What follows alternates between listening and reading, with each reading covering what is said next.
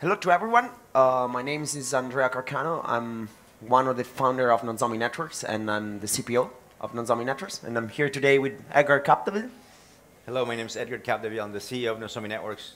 I'm honored to join with Andrea and talk to you a little bit about our presentation, what's under the hood of the Nozomi Networks solution. So in this presentation, we're going to obviously go into what's under the hood. Our approach to this presentation has been to incorporate a few case studies. One of the strengths of the company, of course, not only is in the components of what's under the hood, but the fact that a lot of our customers are willing and able to talk about their experience with Nozomi. So let me start with a very quick introduction of the company, a very quick introduction of the product, and then we'll get into the what's under the hood along with the case studies. Very quickly, the company was born in Switzerland. We're now based out of San Francisco in the United States. We've been around for 4.5 years. We have hundreds of customers and deployments around the globe. We have deployments pretty much in every continent. We monitor and protect over 200,000 industrial devices in aggregate. We serve verticals, as you would expect, where industrial control systems are a key support for revenue and or production. So that obviously includes oil and gas, electric grids, power grids, pharmaceuticals, manufacturing, chemicals, mining, water, everywhere where you rely on industrial control networks. Let me now tell you a little bit about the product. SCADAguardian, again, one of the most mature and robust products in the market today, is a passive appliance that can be deployed physically or virtually, and that means that we connect to your industrial control network via a mirror port, span port, or network tap in the form of a hardware appliance or a virtual machine, a VM. And once we're connected non-intrusively, we listen to all of your control traffic. So in a Purdue-style model, we listen to all your traffic between level 1 and level 2, every communication going to and from your control equipment and your PLCs. Once we have access to those segments, we start doing deep packet inspection. We do deep packet inspection from level 1 to layer 7 of that OSI stack.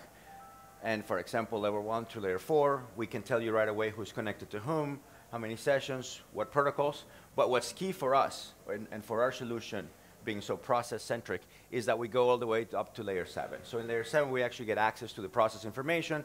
We tell you who is reading that turbine speed of 1,500 RPMs, or changing the furnace temperature to 400 degrees, opening a valve, or turning on a conveyor belt.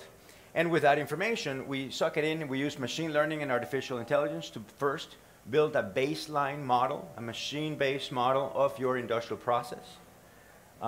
We understand all the different interrelationship of all the different variables at each phase of the process. We know whether the process is continuous, whether it was discrete, whether it has phases. And basically, we create a model that allows us to determine what every PLC should be doing at every phase in the process. It allows us to detect process-based anomalies.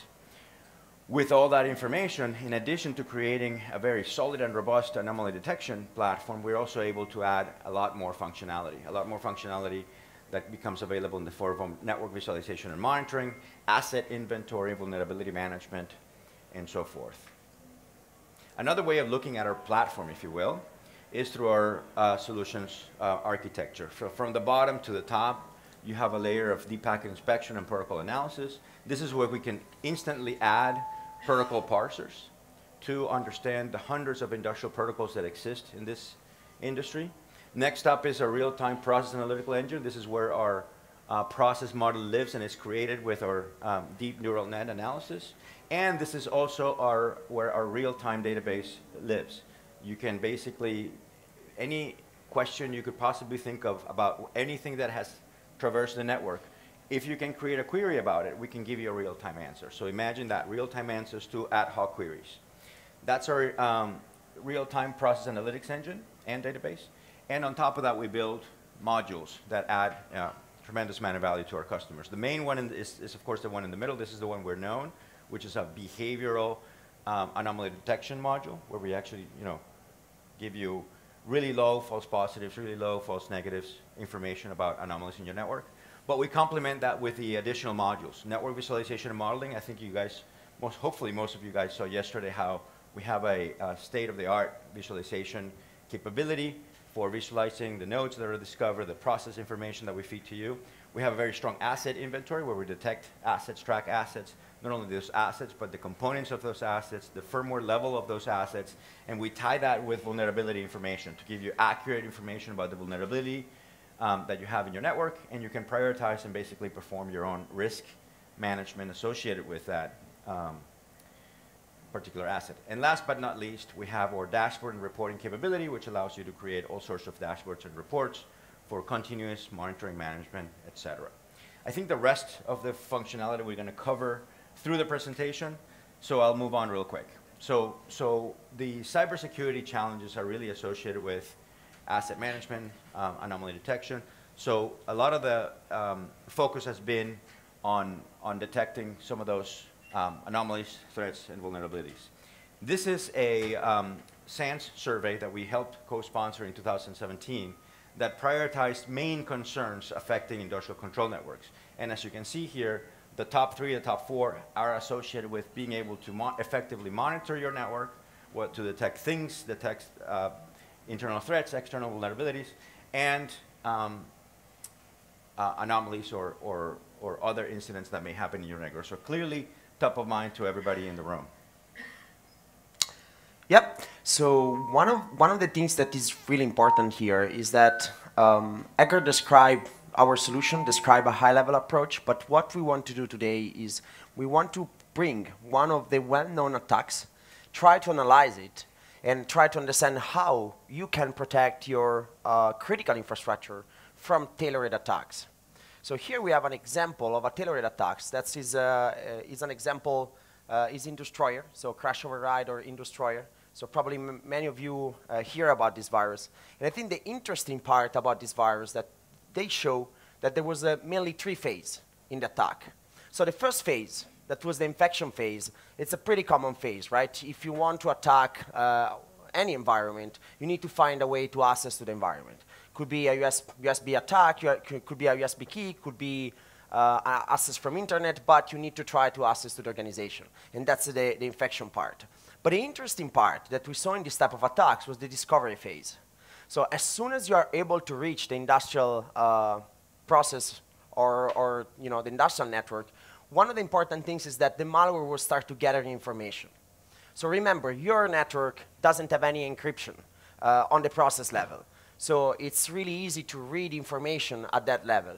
So a sophisticated malware is able to actually get information, read about how your process is acting, and based on that, start to be smart. So it's not just an attack that is pre-built, but the malware have inside the intelligence to adapt the attack based on your process network. So the infection phase. So let's talk a little bit more about the infection phase. So the infection phase is the one that is necessary to reach your process network. So you can protect your network using standard techniques. You can have a firewall. You can have specific security solution to try to protect your perimeter. But as you know, it's very hard to cover the entire perimeter in your network. And it's not that complicated to reach the process network with any of the other. For example, a USB key can probably easy access to your process network. So that's the infection phase. Second phase, as we say, was the discovery. So how does it work, the discovery? So what Crashoverride was doing in order to get information about the network, Crashoverride actually was listening standard communication in the network, so standard protocol. So in this case, Crashoverride was written in order to attack an energy system. So here we see a payload in ISC 104, but could be the MP3, could be any other protocol. So the virus was just listening and understand all the different variables in the network, all the different commands, and try to infer specific things related to the process network. And then the third phase, the attack. That was the very interesting part. So the attack was built based on what was seen in the discovery phase. So it was not a random attack trying to create some damage. It was a very specific attack built in order to try to do specific damage to the critical installation that was targeted. And as we can see here, the critical attack, the attack that was performed, was using industrial protocol. So they were not even using a specific vulnerability at that point. So it's not a matter to understand how many vulnerability there was on Windows on a specific PLC, But in that case, it was just, talk with your industrial network and, just ask your industrial network to execute specific things. That was bringing the industrial network on a critical state. So how you can really protect your organization with this type of attacks? Okay, so now what we will try to do, we'll try to do a drill down and understand what, based on our experience, you should do in order to try to protect your organization from very specific attack. So first of all, real-time visibility. So I'm sure that many of you have the problem to understand, or if I ask too many of you, can you tell me exactly how many components you have in your network? Can you tell me exactly how many PLC do you have in your network, or what they are doing? That is still, in our experience, is a question that most of the customers still need to answer to this question. And that is something that came also from my previous experience. I spent working 4 years in a security operations center in one of the biggest oil and gas companies in the world. And I was the first guy in the security operations center try to monitoring the interconnection between the OT network and the IT network. So I traveled on Nigeria, Tunisia, many different pipelines. And I remember I was in this pipeline in Tunisia one time, and we had a specific cybersecurity issue. So I arrived there, and I was trying to work with the OT people on the power plants, try to understand exactly what's happening.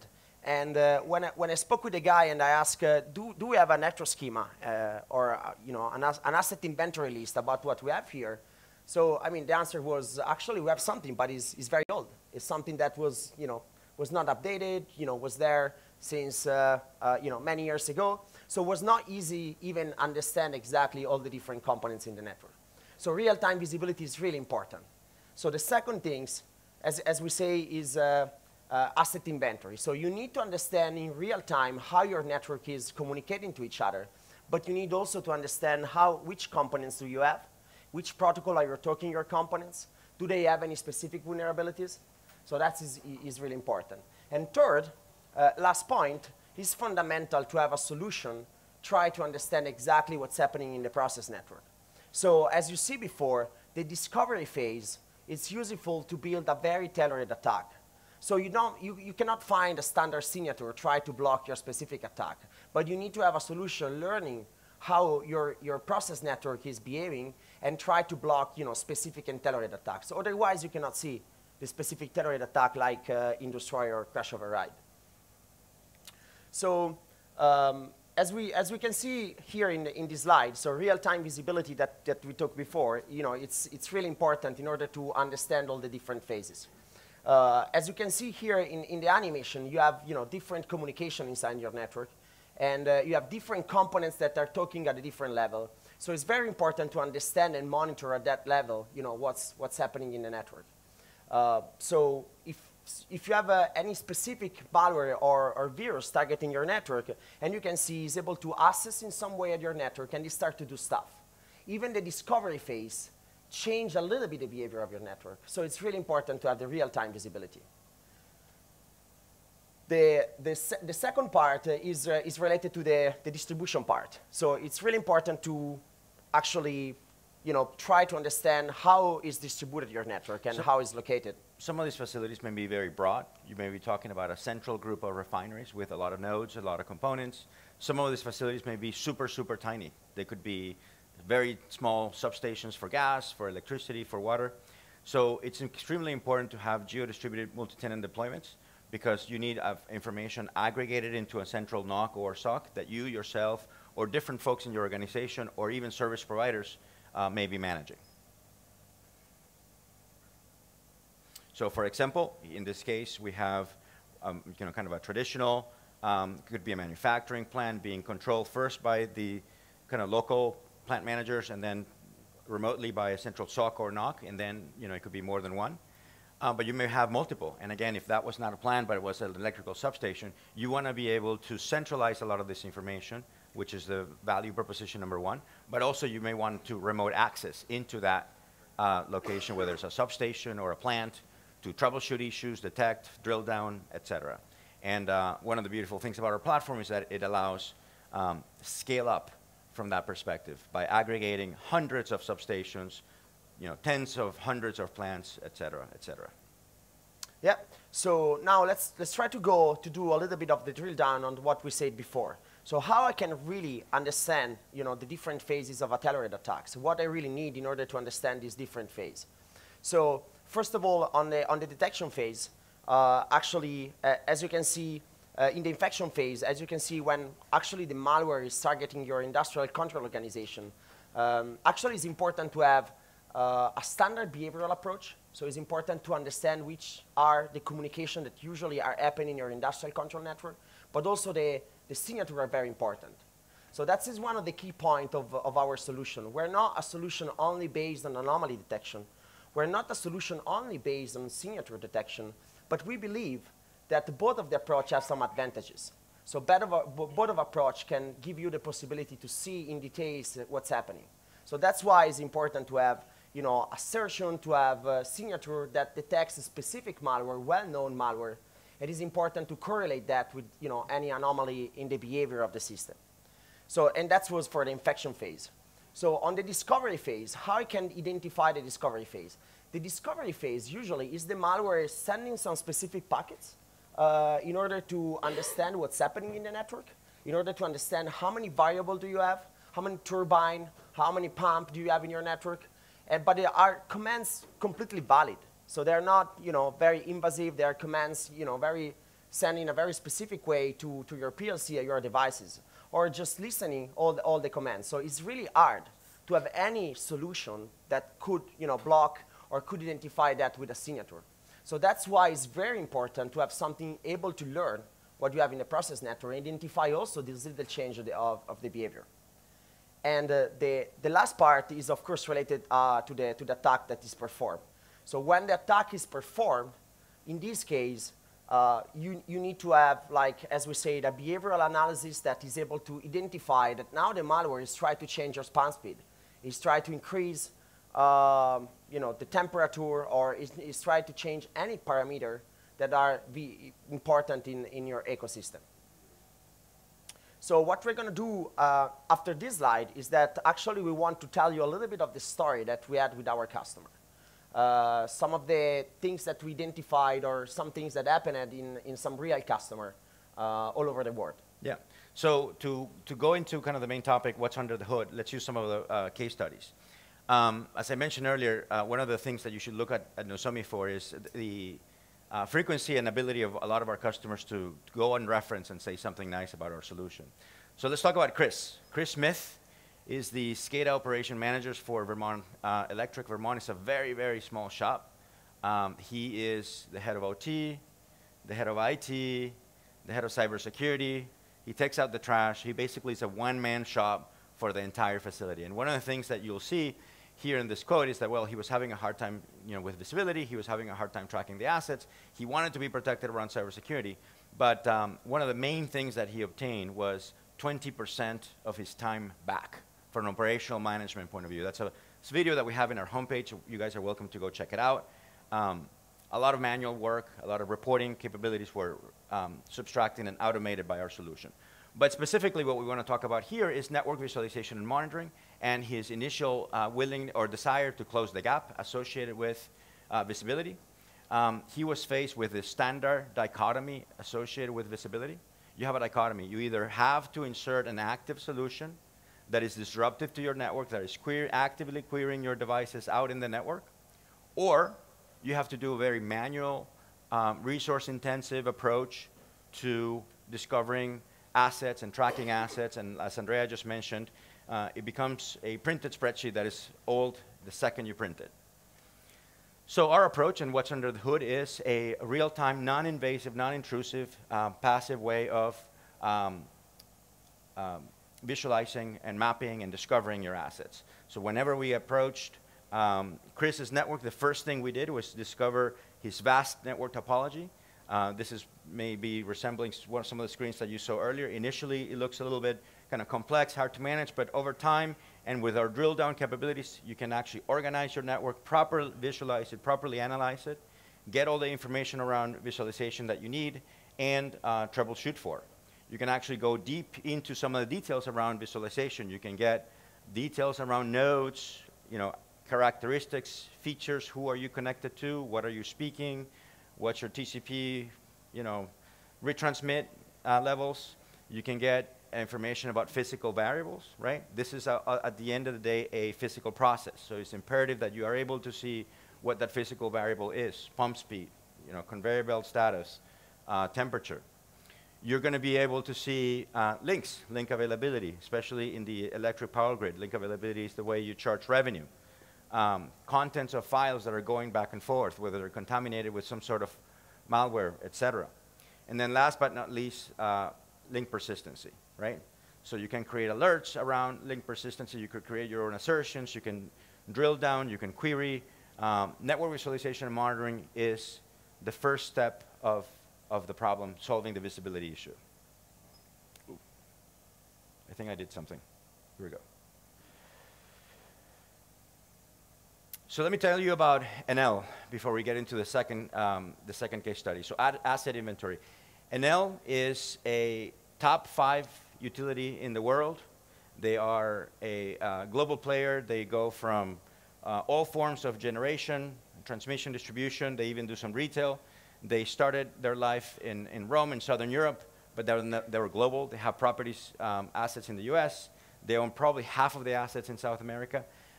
They are our biggest customer. We believe they're the biggest deployment in our industry. They monitor and protect 500 hydro generation facilities with Nozomi networks. And they have taken us to many, many continents. So we're going to use Enel as the case study for this. Yep. So thank you, Edgar. So as Edgar was saying, one of the main problem with Enel, when we met them at the beginning, was try to mapping the asset. So it was not just the visibility, as he mentioned before, but was trying to understand how many assets they had, and also if this specific asset has some vulnerability. They were trying to understand the risk, how it was easy to penetrate their network, and for them was really important to understand how many assets they had in the network, but also the vulnerability associated to this specific asset. So how they did that? So as we said before, if you need to understand how many devices you have in your network, and now let's talk about IT network. If you're in your data center or any other IT network, it's very easy to use like a standard approach. You can actually do a scan of your network. You don't have any constraints. You don't have any problem about availability. You don't have any problem about your communication that need to be real time. So you can just run an active scan, and it's very easy to get all the information that you need about the asset. But in the process network, as you know, availability is very important. So you cannot be disruptive on the OT network. And you need to make sure that the single packets that you're going to inject in your network is not going to create any specific issue in the OT network. So that's why it was really important for them to use a different approach. So that's why, in this case, a non-intrusive and passive approach was the answer to that part. So as we saw before, as we saw yesterday in the challenge, that is really important, right? So in the passive way, it's very important to try to identify in a precise way which are the assets in the network. And one of the things that we like to highlight that we do in our approach, as was clear yesterday in the challenge, we try to be very precise. We not guess. So if there is a specific alert, if there is a specific device that we can identify, we usually try to go deep and provide all the information. But if there is something that we identify but we are not sure, we actually don't infer, but we communicate that there is a probability that there is something like that, but it's not something that we want to declare that as an asset. And that is a key point to start to map all the different assets that you have in your network.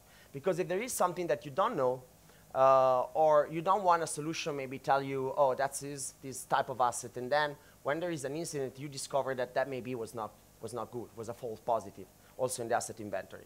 So, but let's go more precise. Which information you can identify with a passive approach?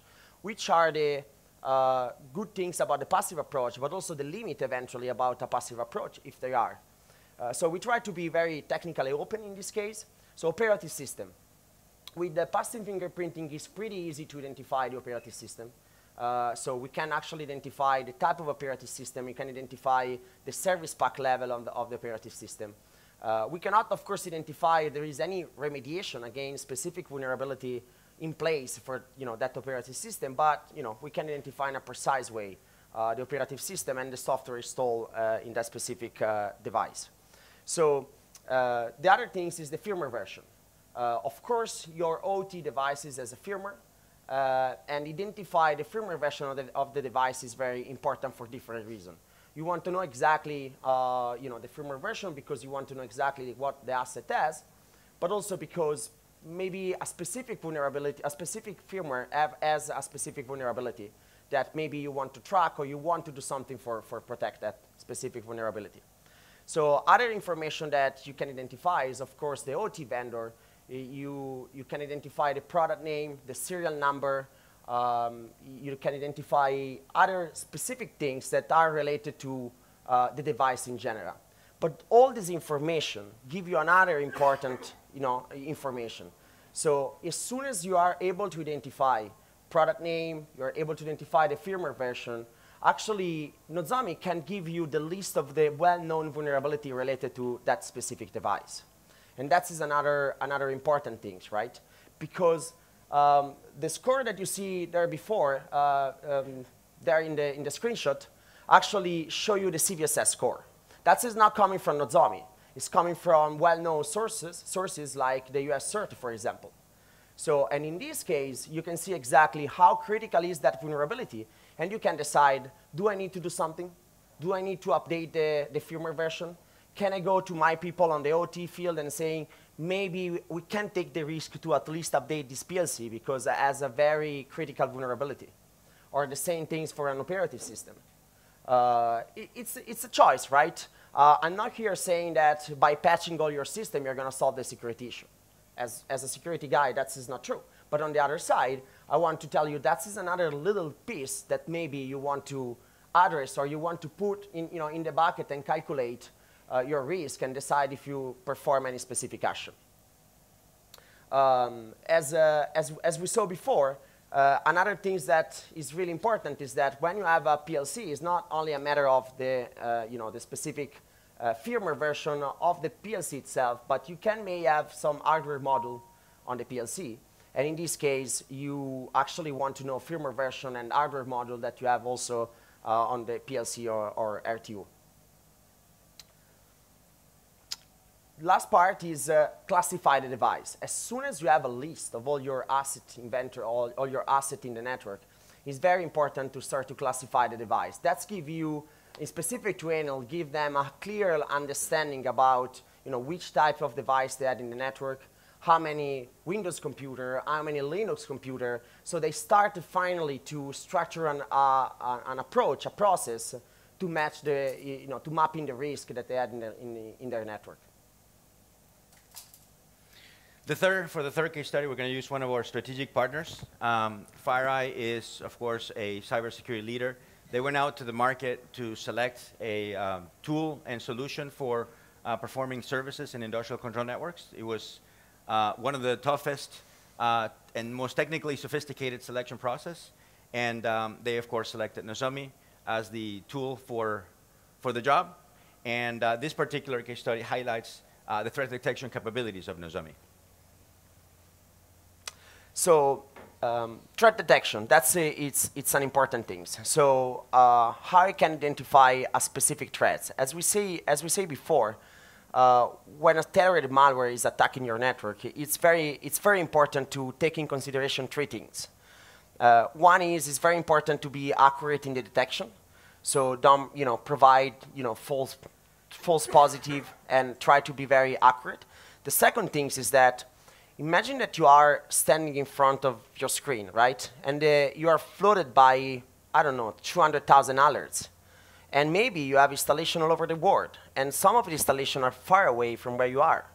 And maybe the people are remote.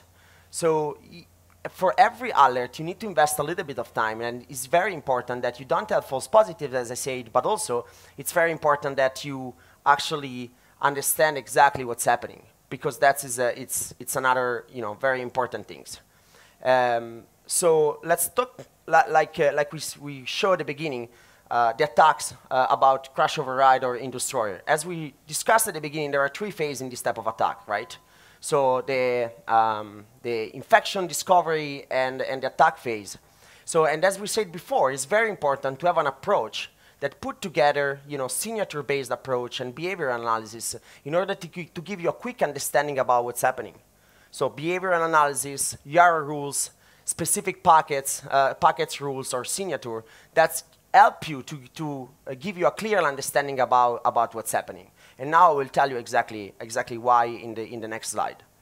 So assuming that you're able to identify like a specific attacks, and one of the things that we add in our solution that we believe that is very important is that we create the concept of incident. So I give you an example that we saw million of times with our customer. So you have one of your vendor coming in your plant for doing some maintenance activity. So he enter in your facilities because he's allowed to do that. And he plug a specific laptop in the network. So that means that from the behavioral analysis point of view, you start to see that there is a new MAC address in your network, then there is a new IP address in your network, and then there is a new link in your network. And then these computers start to do some, maybe valid activity, maybe not, but that is very important, because if this virus has a specific malware inside, they start to do some activity that triggers some of the signature-based. And if you are able to correlate anomaly-based approach with a specific signature, you can give like a quick overview about the incident, and you can say, hey, that is not something anomaly just because there is someone doing some activity, but also there is a specific malware or there is a specific vulnerability that is trying to be used in the system. As you can see here in the screenshot, and now we're running a little bit out of time, but it's very important to show, we give you many details about the attacks. So the goal of the solution have to give you a clear understanding about what's happening on your process network in 10 seconds. You cannot invest 3 hours in understand all the different alerts. You cannot use different tool or other tools in order to understand what's happening, but it's really important to actually be focused and try to have the clear context very, very quick. A lot of our customers just talk about this functionality as kind of being a DVR for your industrial control network, being able to kind of approach the system at 4 p.m. and then go back in time to 8 a.m. when the set of alerts happen, and go alert by alert, step by step, reproduce in a completely clean way, because you're not in the network at all, what happened in the network. You want to touch that last point? At any point in time, our system is extremely open, and you can download PCAPs. Every screen can be downloaded into Excel, CVS form, etc. Yeah, that is some of the screen of potential specific attacks that trigger or the rule part or the anomaly-based engine. And as we said before, it's important to be able to do a focus and to do a drill down about what's happening on a specific alert, to do a drill down to understand why you have a new IP in the network. But also it's really important then to correlate all the different things together. So that's kind of the wrapping up what's the under the hood and for Nozomi networks. We try to do it with case studies, real customers or partners. And And I think with this we want to open it up for questions. Mm-hmm. Yeah, of course. The anomaly could be very different, right? As we said before, an anomaly could be very simple, like a new IP address, very simple to detect, but you want to detect this type of anomaly. An anomaly can be something more sophisticated. If you're able to do time analysis over the time, could be one of your sensor start to send data instead of every 50 milliseconds, instead of in every 80 milliseconds, for example. So a little change of behavior on the time analysis of the packets. Another things could be like a specific value that is set on one of the variables. So you have you set the pump speed a very high value, but in that time you set the speed of the specific pump in a very high value when there is the temperature too high, for example, and a valve close. So if you're able to understand different situation about the process, you can actually identify these things. So that is some of the example. Could be also function code. You see your SCADA master all the time reading data, and then you see writing using a writing function that you never seen before. or you see someone try to reprogram your PLC, for example. Yeah, yeah, we use actually. How do you Sorry. correlate different signals, different values, not just timing characteristics, but also Yeah, so Do you want to repeat the question? how do you do it? yeah, repeat the question. And Do you use machine learning in your anomaly detection? How do you track multiple variables that are associated with an anomaly? yeah, that is actually we spent many years of research in doing that. In even before found Nozomi, and we use machine learning approach. We use also neural networks techniques in order to map the network. That is a little bit part of our secret sauce. But yeah, we use different approaches. Not only neural networks, but we use different machine learning techniques in order to try to map the network. And that's what makes the solution kind of complex, and that's why this industry is born. Because if you could code it with a firewall and say, hey, the pump speed should not be more than 400 degrees, we wouldn't be here, right? You cannot be, sorry, the furnace. The furnace cannot be over 400 degrees in this particular phase of the process, which no firewall can now.